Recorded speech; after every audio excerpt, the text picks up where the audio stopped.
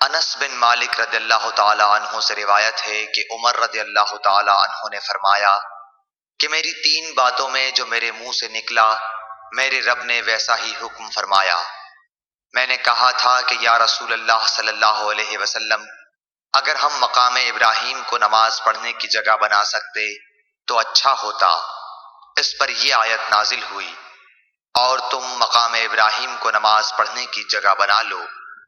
دوسری آیت پردے کے بارے میں ہے۔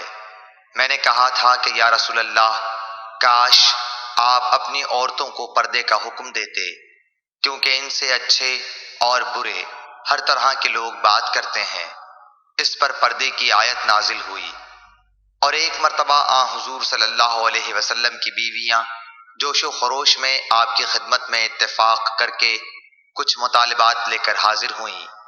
میں نے ان سے کہا کہ ہو سکتا ہے کہ اللہ پاک تمہیں طلاق دلا دیں اور تمہارے بدلے تم سے بہتر مسلمہ بیویاں اپنے رسول صلی اللہ علیہ وسلم کو عنایت کریں۔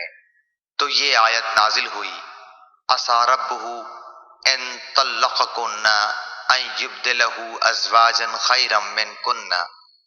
اور سعید بن ابی مریم نے کہا کہ مجھے یحییٰ بن ایوب نے خبر دی، کہا کہ ہم سے حمید نے بیان کیا، کہا میں نے حضرت انس رضی اللہ تعالی عنہ سے یہ حدیث سنی۔